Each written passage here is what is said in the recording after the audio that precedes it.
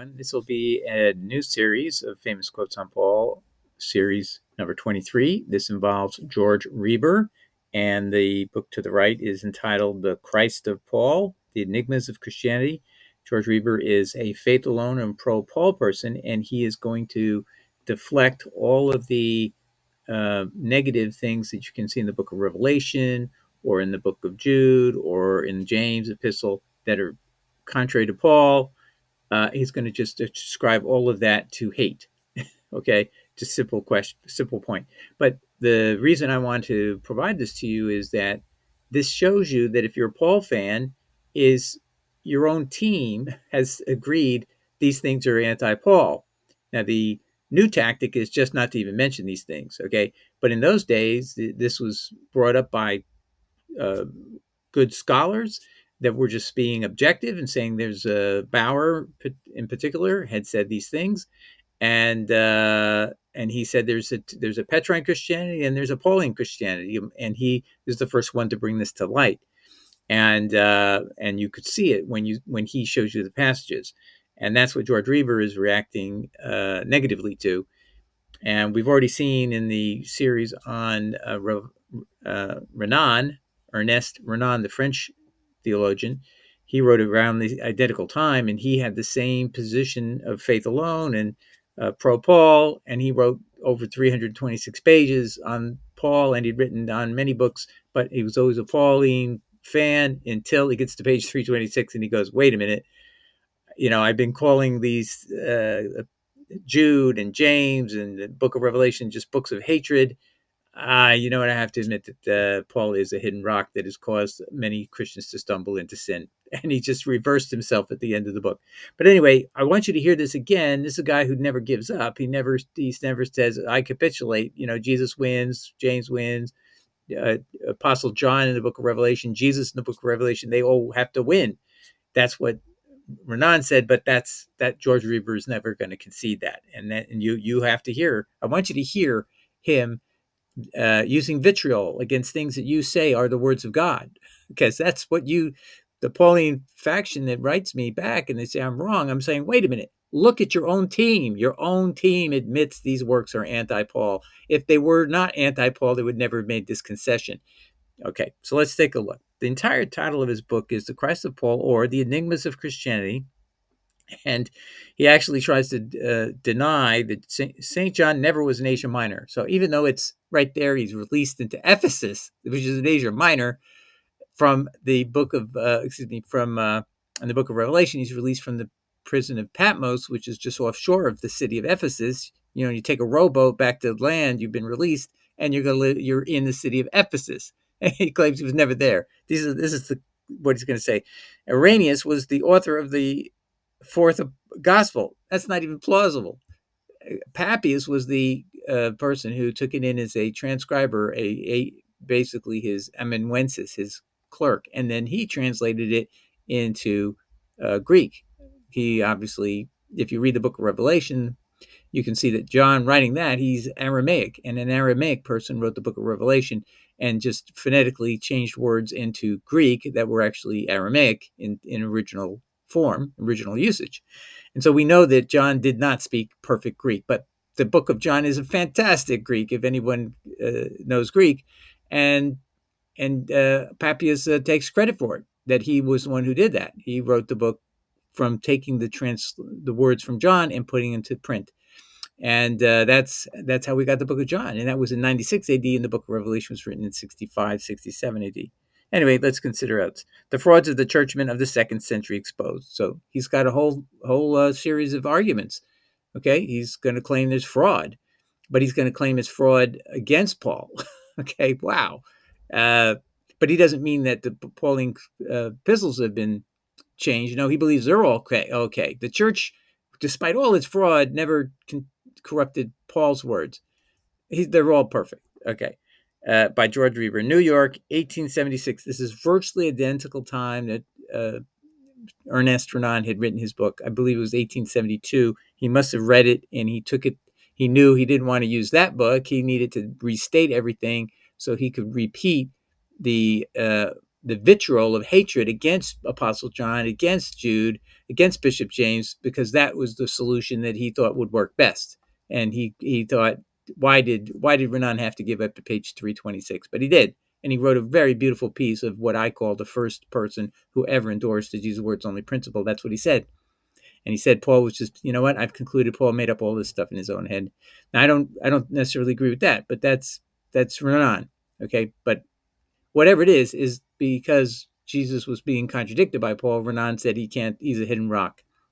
But here, this George Reber is taking a very virulent approach and hateful approach towards our church and our founders and the bishop and Jude, the third bishop of Jerusalem, and another brother of Jesus. So two brothers of Jesus get dissed, and the Apostle John, who was so dear to Jesus Christ, the close one to him, he gets dissed as well. All right, so let's start with this quote from page 162. Paul claimed that men were not to be saved through old rites and ceremonies, nor by works, but by faith. So he's clearly endorsing that view. Again, I point to you who believe all scripture is inspired of God. Go to James. It's in scripture, right? 2 verse 24. A man is justified by works and not by faith alone. Take a look in the Mount of Reverse Interlinear to get that very clearly stated and shown to you with your own eyes. All right. Now, I just want to give you the synopsis that is provided by books.google.com of this work. This was published in 1876. George Reber tries to verify the Gospels of Paul. Along the way, he addresses some of the enigmas of Christianity, including St. John was an Asian minor, Irenaeus, the author of the fourth Gospel, and the frauds of the churchmen of the 2nd century exposed. So that's it in a nutshell. Here is the book. You can actually get it for free. Just go to Amazon.com, and you just click that button. You can have this book yourself and read it. Now, here's the meat of this episode is follows. Pro-Paul Reber admits anti-Paul works are in the New Testament. They are Acts. He claims it's anti-Paul, and you're going to tell everybody, oh no, Paul is honored and beloved there, and he says no, not when you read it carefully. Book of Revelation, James and Jude. He deflects them all as hateful, even Luke. Now, you'll find out why. Well, let me give you these clues. He admits the anti-Paul works include revisions in the 100s. Paul aligns with the first Matthew in Hebrew. Now, that's going to shock you, right? He believes the virgin birth was a corruption. And why does he say that? Because Paul says multiple times that Jesus was born of the seed of David. And of course, the Mary is of the Levite line. If you're paying attention to Luke's reference to her cousin being Elizabeth, and Elizabeth marries a priest, and if you marry a priest, that means your parents were Elizabeth's parents have to be Levite, because Levite priests can only marry Levite women.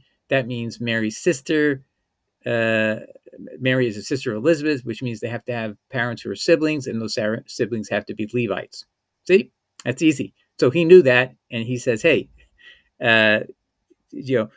Mary is not able to give the seed of David to Jesus. So he says that's the proof. The virgin birth account was a corruption in the 100s, and that's correct. And that proves that there's a corruption. So that's, to his mind, he's now proved the corruption of the churchmen in the 2nd century to defeat Paul and make him look wrong, claiming that Jesus came from the seed of David. I just want you to see how that argument that I'm making, he's turning it around to claim that the virgin birth was added to defeat Paul. And I'm saying actually it was added to defeat Jesus, okay, by the Marcionites. But whoever it was, it defeats both Paul and Jesus at the same time. How about that? If you put it in there. Okay, so Paul did get this right, that Jesus was the seed of David, and that's all he knew. And the scholars will tell you all Paul knew is that Jesus was born a human being, or was born from Joseph. Let's take a look. So I'll give you the citation on Acts, page 54 to 55, pages 58, 116, 150, 51, 154 to 166. I'm not going to go through all of them. I'm just going to give you highlights so you can look at it yourself. Revelation begins at page 55 and following, and I'll go through James and Jude. And he deflects them all as just full of hate. Okay, so now I want to show you where George Reber is coming from. He is going to claim the book of Acts is anti-Paul. No man in any age suffered so much abuse, he's talking about Paul, nor was there ever one whose memory labored under such a weight of obliquity as that of Paul, first from the followers of Apollos, and afterwards from the Catholics of the 2nd century, when the Mother of God rose like a new star in the heavens, meaning the Catholic Church, page 54. He says the first half of the book of Acts was written, as will be shown, expressly to exalt Peter over him, Paul, and degrade him from the rank of an apostle. Paul, I'm going to pause right there. Page 55. None of you are ever told that Paul is never called an apostle by Jesus Christ in any of the 3 accounts that Paul even gives himself of his encounter with Jesus, alleged Jesus, on the road to Damascus. He never calls him apostle. He says you're going to be a martyr. You're going to be a witness. That's it. That's it. So now the other thing is Peter in Acts 15 says, long ago, the Holy Spirit chose me to be the apostle to the Gentiles. Peter says this, and Paul is sitting right there. He's one of the people at the council of Jerusalem Council who was sent by the church of Antioch along with Barnabas. They're both messengers from that church with a question. Do the Gentiles have to be circumcised in order to become Christians? And the answer implicitly was no, because they gave them other laws to concern themselves about, nothing, and they'd learn more as they go to Sabbath each week. That was the ruling in Acts 15. But anyway, so you can see he is sensitive. Reber is sensitive to something you're never even told is a problem for Paul. That Acts denies Paul the title of apostle at all, as apostle of Jesus Christ. He is a messenger from Antioch, and that's all. But he's not apostle of Jesus Christ, nor in any of the vision accounts or the appearance accounts on the road to Damascus is one of them. Acts 9, 22, and 26. Go double check me. None of these accounts, even though there's other problems with them, they don't all agree, but that's a different issue. But they all agree on one thing. Paul is never described as being an apostle, going to be an apostle of Jesus Christ.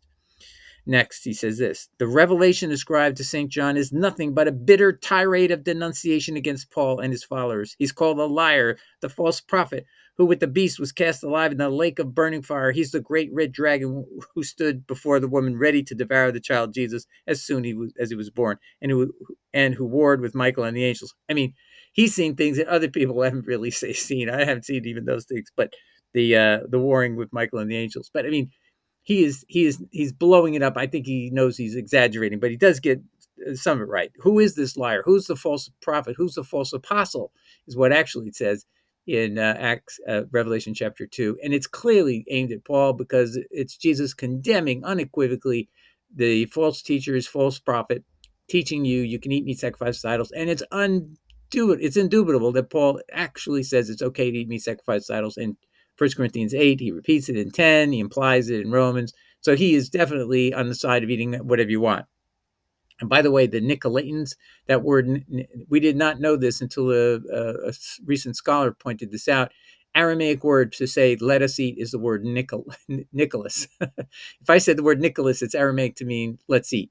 And Revelation, remember I said earlier, is a book replete with Aramaic statements or Aramaic terms, and that's all this was another Aramaic term, meaning the language that Jesus actually spoke as a human being, instead of when you read biblical Hebrew.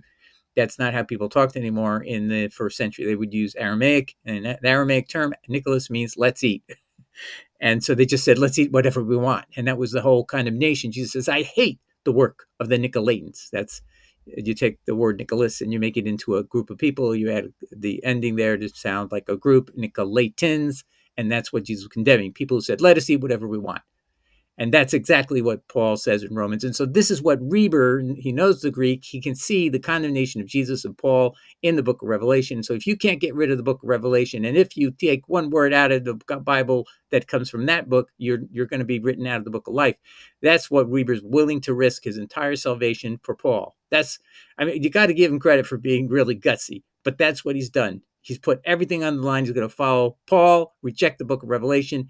And if that book of Revelation is from Jesus, which I believe it is, and you should believe it too, right? That means that Reber's going to hell, because he literally ripped the whole book out of the Bible, ripped it out completely. By the way, Luther himself told us, for similar reasons, obviously, he did not like the book of Revelation. He wanted it out. And he said he cannot even see the Holy Spirit in that book. And obviously, he could see the problem, and he just didn't tell us about it. That is in Luther's preface to the 1522 preface of the New Testament translation from Latin into Greek, Latin into Greek, Latin into German that Luther made. Let's continue. Okay, now the next section. So we were on page 55. I'm jumping 3 pages. Now I'm going to read you something that, if you're a Paul fan, you're going to really have to deal with. He is saying that I told you the 3 accounts, 9, 22, and 26 of the book of Acts, of the appearance of Jesus on the road to Damascus, right? They're inconsistent with each other. One time, Paul says the people with him did not hear the voice. Then in another account, it says they heard the voice. And now scholars have said, well, maybe one time it means the meaning of the word aku there could mean they didn't understand. Okay, maybe that doesn't count. But that's just one of an example of people have noted that contradiction. The same verb used 2 different ways in the same context seems very strange. They heard they aku the word, and the other one they did not aku the word. Come on, it seems very odd that they're directly contrary, and that's what Reber knows, and I know, and scholars know. But you, the people who read the English translations, you don't know that, and that's the shame of not telling people what the words of the word there, aku, is used in 2 opposite senses. If they're inconsistent, it's on their face inconsistent. They have to be reconciled by some guessing games. Anyway, so that's just one example. And the men fell back, and then they didn't, and nobody fell back. And another account, I mean, the accounts are all over the place, and they are inconsistent with each other. People have dug through them repeatedly to find ways to reconcile them, but they're still inherently inconsistent. So this is what he's going to say about that. But Paul himself had not seen Christ except under circumstances as might excite suspicion of either delusion or fraud. Yes, and that's another thing. The Ananias account is absurd.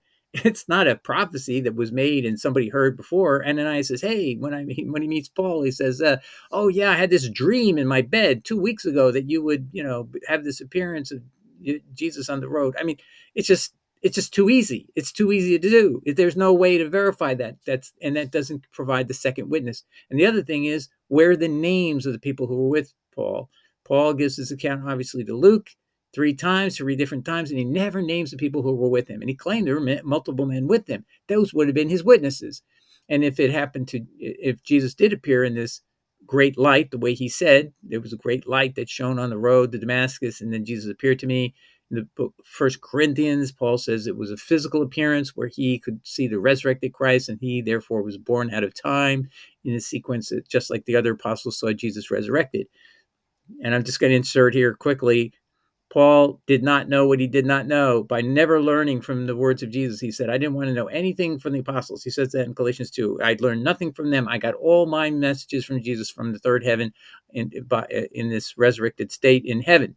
And that's all I'm going to depend upon. And that's all he did depend upon, because he got blindsided, because Jesus said, whoever says they met me in a wilderness road or in a private room after I've ascended into heaven, that's impossible. That won't be me, because I will not return until when I return, every eye will see me on earth. And that did not happen with Paul. So Paul gets blindsided by not wanting to know anything what the apostles had to say. Go read Galatians 2 if you think I'm misleading you. No, that's exactly what he said. I got nothing from them. I didn't get my gospel from any man. I didn't get my apostleship from any man. I got it directly from Jesus Christ, which, by the way, implies that Jesus isn't a man, which is another problem for Paul. But here's what so you see, Reber is directly going after the fact that these accounts in Acts 9 Acts 9, 22 and 26 destroy Paul. Why does he call it a vision? I mean, that's one thing you need to know. Luke calls it a vision at one point, or lets Paul say it's a vision. But in 1 Corinthians 15, no, Paul says a physical appearance. That's why he becomes born out of time, having seen the resurrected Jesus. That's what puts Paul in direct conflict. His own words in his epistles put him in direct conflict with Jesus in Matthew 24, saying, no, that's not what's going to happen. Jesus said, when I return, every eye will see me. But if anyone says they met me in a wilderness road, physically appearing there or physically appearing in a room, Paul also says Jesus came in a physical room in Acts 23:11. So what Reber is saying, when you look at these problem facts, why did Luke mention them? That Paul claims that Jesus appeared in a room. That's a very problematical fact. All right, but I've digressed enough. Let's continue. Paul had seen Peter and remained with him in the first place 15 days, and afterwards went to Jerusalem, where he saw all of the disciples who were then living. What Paul learned from the disciples with his vision near Damascus was sufficient to convince him of the reality of Christ and the truth of the religion he taught. But the proof all lay within himself. Within himself. So all of the proof for Paul was himself. There's no confirming witnesses. Luke didn't get any of them, if they existed, and so on. That's what he's faulting him for. Then he says this. This is at page 55. So we were at page 58. So I've gone back a little bit here. Paul is not only denounced, but Christ himself is made to declare his status in the Godhead. I, Jesus, have sent mine angel to testify unto you these things in the churches. Revelation chapter 22, verse 16. I don't know what he means that Christ himself declared his status in the Godhead. That doesn't say anything about Godhead, but neither here nor there. What the things were to which the angel was to bear testimony sufficiently appears in every portion of the book of Revelation. Why was Paul the subject of so much abuse? Okay, so again, he's talking about, I think what Reber is saying is that Jesus was saying he sent this angel from heaven down to earth, and that is consistent with Matthew 24. Jesus did not physically come down. He sent an angel to testify to us, or to John, and this is testimony from heaven. So this is the authority that John is claiming here is directly from Jesus through this angel speaking to him on earth. Okay, and then he's referring back to what he said earlier about the book of Revelation speaking negatively about Paul. Why was Paul the subject of so much abuse? There can be but one answer. It was because of the way in which he taught Christ in all the churches, which he had learned from the apostles in his interviews with them at Jerusalem, and probably from Joseph and Mary themselves. This is a virgin birth issue that's coming up. For they occurred about the year AD 40. So in AD 40, he probably met Joseph and Mary. That's what he says. And he talked to the apostles, and he's going to learn how Jesus came to earth. Did he come by a virgin birth? No. He said he came from the seed of David. 23. So Paul has been completely misled by the apostles, that he's going to be blindsided by Luke coming out of nowhere to destroy Paul's validity by saying that Jesus had a virgin birth. That's what he's going to say. Here it is, page 72. If Paul knew what Luke states as to the divine emanation of Christ, the virgin birth, why does he, Paul, not make some allusion to it in his numerous epistles? The answer is he wasn't ever told about it. Luke has kept it from him. And how can we understand that he could, with such knowledge, deny this divine creation and preach to the last that Christ was born according to natural law? So if Paul had been given the true knowledge of the virgin birth, how could we believe that he would keep teaching it was the opposite? He was born of the seed of David, man's seed. Okay, totally correct conclusion, but the wrong inferences. This isn't all about Paul. Paul isn't the center of the universe. And the Bible was corrupted to add the virgin birth in the 180s approximately. But he's turning this around and saying, oh, well, this proves that Luke is a deceiver. He left me in the dock, and he made this story up for purpose of making me look bad. That's what he's implying. I'm going to get back to this virgin birth betrayal on page 166. For Paul's persistence in claiming a human origin for Christ, there was a studied effort in the 2nd century to destroy his claims as an apostle. But after his epistles had undergone alterations so as to make Christ the Son of God, in the sense of the Catholics of the 2nd century, he was restored to favor and his powers wonderfully magnified. So what he's saying is he's going to claim that when Jesus is now made into a God, those verses were added to make Paul look normative again. So that we can just ignore the fact that he said he was from the seed of David, and we can go with the supernatural Jesus is also in Paul. Now it continues. He is now able to work miracles, and his power to heal diseases is such that whatever comes in contact with this person is so filled or imbued with holy energy that its curative properties are sufficient to put death at defiance. He's talking about Paul. So Paul was re-established by the Catholic Church because they had their own agenda. They get rid of the Sabbath and so on. Page 160. Reber goes on to explain page 150. The person over whom the Lord had manifested so much care, Paul, must certainly have been set apart to act some great part in his providences towards our race. At the time we are writing about, the struggle between the followers of Peter and Paul was raging. The latter, Paul, was claiming that the apostle of the Gentiles was of equal authority as to the doctrine with Peter or any of the apostles, while the former, Peter, insisted that Paul had a special commission to convert the Gentiles, and as he had performed his work, his mission ceased, and he was no longer to be regarded as an authority in the church. I'm going to pause there. He's talking about when you read the Clementine homilies, they want nothing more to do with him, and he has no more authority. That's the basic point of it, and they're chasing him to make sure he doesn't spread false teachings. That's what it's a whole narrative of Clement, who later becomes the Bishop of Rome, is with Peter chasing Paul through the Greek territories to try to correct his message so that people don't get misled. No less a person than God himself can settle the dispute, and the cunningly devised stories of Cornelius and Paul's conversion are introduced into Acts in order to give the Lord an opportunity to decide between the two parties. So you see what he's saying is, unlike what you Paul fans think, is these passages read positive to Paul. What Reber is saying is, no, if you read them carefully, they're very anti-Paul. They make Paul look wrong. He has a suspicious account. Nobody's his witness. There's two men with him, but nobody has a name. Ananias comes up very perfectly, doesn't have any record of having given the prophecy earlier, but he claims it was in a dream he had, and he hadn't told anybody about it, and then it happened, and wow. I mean, just totally suspicious or implausible things that don't satisfy biblical standards of proof. And then he's saying these were cunningly devised stories of Cornelius. That's where Peter is now recruited to preach to the Gentiles by the Holy Spirit, and that's where Peter, when he's in Acts 15 saying the Holy Spirit called me long ago, he meant in Acts 10 to be the apostle to the Gentiles. This was the cunningly devised story by Luke to destroy the ministry of Paul, because he must have known that Paul wanted to be known as the apostle to the Gentiles. Again, I just have to say, Reber doesn't realize that I believe Luke is being kept in the dark about all of Paul's teachings, that he's an apostle, that Sabbath is gone, that the law is dead and gone, because Luke has none of this. And the gospel of Jesus in Luke's account, which is preceding the book of Acts, is totally the opposite of the way we read the truth from Jesus.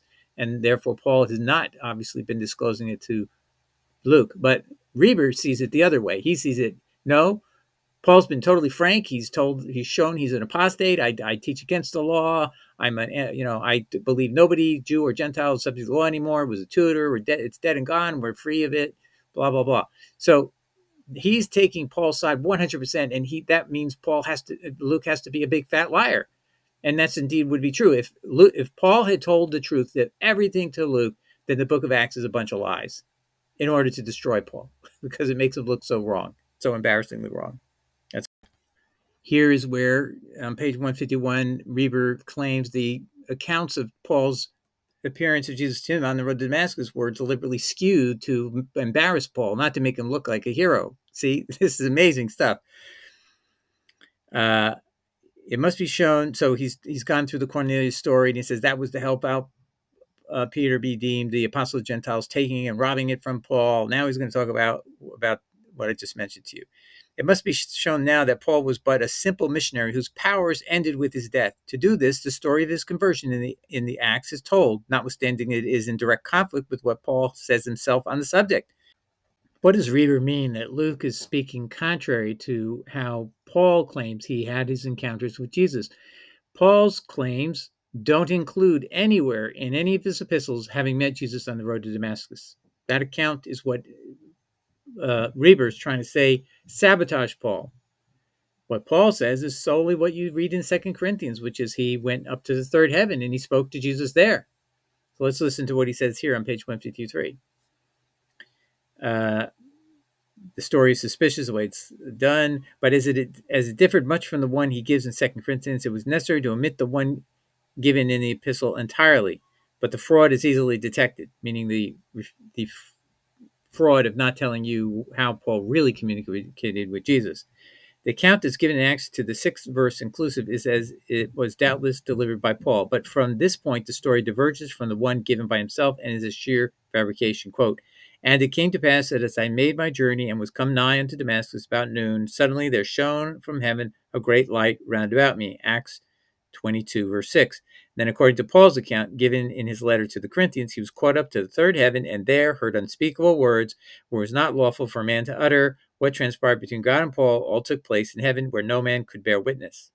And he's saying that's actually more authoritative. Where even though nobody can prove it, that's better than what Luke has done, which is he's said an account occurred on earth, and the men there are never identified, and you have this suspicious account of Ananias. So he's just totally saying Luke has been setting him up to look like a bad guy.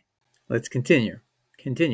The account in the Acts, which commences in the 7th verse, says that after the light shone from heaven, Paul fell to the ground and did not ascend to heaven, but was led by the same light to Damascus. This version is to let in the story of Ananias. He could not bear witness to what passed between the Lord and Paul in the third heaven, but he might if the scene was laid on the earth. Besides, what passed between the Lord and Paul, the latter does not, meaning Paul, does not pretend to state. For the words he heard were unspeakable and not lawful for man to utter. There is nothing in the story in the Acts that is unspeakable or unlawful to be repeated unless this is regarded as a piece of blasphemy. So in other words, Paul is claiming something that Reber is saying that's how he met Jesus. Paul never claims in the epistle he actually met him on earth. Now that's what Reber says, right? So I'm just showing you, if you know anything about the truth, you go to 1 Corinthians 15:5 and the verses following, Paul claims that Jesus appeared to him on earth in a resurrected state, making him born out of time. So Reber got blindsided by not knowing the scripture as well as he should have. But that's what I love about passages like this is how desperate you have to become to try to defeat what Luke is saying destroys Paul's validity. Telling just the three appearance accounts on earth tied with 1 Corinthians 15 means Paul could never have seen the true Jesus on earth. Because why? Reber knows it like anybody else. Jesus said, when I return, every eye will see me. So Jesus could not have returned to Paul on earth, as Luke recounts. And then, but only when you tie it together with 1 Corinthians 15:5 do you have absolute fact that Paul claims it happened on earth. Now, how did Reber miss this? I don't know. He reads a lot, but he did not read what he needed to read. Or he's blinded, or he blinds himself from something like that. And here's where Reber takes the Ananias account, and he also turns it at why didn't Luke call Ananias as a witness when this trial happened in 58 AD? So let's listen to that. 150, and because Luke is present while these things are happening, so he's now accusing him for not actually acting loyal to him. Page 154. The scene in Jerusalem when Paul was compelled to make his defense was in AD 58, and he could have appealed to Ananias, who in the course of nature might still be living, and others if the story was true, meaning those other people on the road. All right, so I'm going to skip over here. It is clear that Paul's defense made before the Jews, now Luke is present, of his conversion is omitted, and the story of Ananias substituted to aid the enemies of Paul in placing Peter over him. In other words, when the three story accounts are made, Ananias is a hearsay account, and it does not give Paul's best defense, and it's relying only on Ananias, and it isn't anything about I was taken up to third heaven, all these things that would have been more valid. I don't see that, but that's what Reber is saying. But that just shows you he's ended up in a pit hole, that there's no evidence for Paul, and he knows that, and that he should lose in terms of evidentiary, our Christian evidentiary requirement for proof. And again, he says at page 163, after the Lord had taken so much pains to prove to the disciples that a new dispensation had commenced, and the wall between the Jews and Gentiles was broken down, that's all from Paul, not from them, there was no reason why they should not all dispense with the practice of circumcision. But they never did, nor should they. It's an ordinance for all generations for sons of Israel. Gentiles, only if they went to Passover to temple, had to be circumcised, I must add. The 15 bishops of Jerusalem, commencing with James, including Judas, were all circumcised Jews. He cites Eusebius. With 12 disciples, jealousy of Paul, who fought this Jewish practice to the last, seemed to be the most active feeling of their natures. Now, by the way, he fought a requirement for the Jewish people that is eternal for all generations. He doesn't know that Paul's an apostate by what he just said. This just shows you how ignorant Gentiles are. We can say things. We are ridiculously setting ourselves up for destruction in terms of what we're telling people. It's totally impossible that Paul could be justified in doing away with the rite of circumcision for Jews. And that was what happened in Acts 21:21. James says, we've heard rumors you're guilty of apostasy by teaching the Jews don't even have to circumcise their own children. And Reber, is saying that James is in the error. And these people are stubborn. They refuse, and they're hateful towards Paul for being this way, of being what we now know if we use our heads and we use the Bible. Deuteronomy 13:1-10, Paul is an apostate. He's doing away with the law. If you do that, you're subject to a death penalty.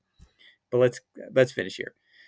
With the 12 disciples, jealousy of Paul, who fought this Jewish practice to the last, seemed to be the most active feeling of their natures, and we seldom hear of them unless they were dogging his footsteps. Now he's talking about the Clementine homilies. He's taking that as a valid source of evidence of what was really happening, and stirring up the Jews against him. Yes, he's an apostate. He's guilty of apostasy, a death penalty crime under the law given Moses. It was through their intrigues that the doors of the synagogues were slammed in his face wherever he went. Unbelievable. Unbelievable how, if when you're defending Paul and you make all these blunders statements, not knowing God's law, not knowing God's word, this is what happens to you. You've destroyed Paul's validity unwittingly. Okay, and I'm just going to read, this is the last slide. This is where George Reber says Paul's denial of the virgin birth implicitly is what held him back. If he had just said the virgin birth, this virgin birth issue had never been added to the Bible, he would have been just fine. For Paul's persistence in claiming a human origin for Christ, meaning Joseph begat Jesus, there was a studied effort in the 2nd century to destroy his claims as an apostle. But after his epistles had undergone alterations so as to make Christ the Son of God in the sense of the Catholics of the 2nd century, he was restored to favor. So once they added, he's saying the words that Jesus was the creator of heaven and earth in Colossians 1:15, 16, 17, and he is, this prototokos who's like, he's begotten by God, but then he's creator of everything. Until that was added, he was a non-grata person. And that explains why there is no citation at all in the first century, in the 100 to the late 100s. Paul is never even quoted, never been cited, not mentioned. He's like disappeared from Christian history. That's a fact. That's what scholars say. Okay, I'm just going to go by what they say. And that's what Reber is saying. That evidence against him is really because of the virgin birth. He was teaching the seed of Joseph is what gave birth to Jesus. And by saying that, he had excluded himself from polite company, and he had to be ignored for those 100 years. All right. God bless everybody. Take care. Ciao. Bye.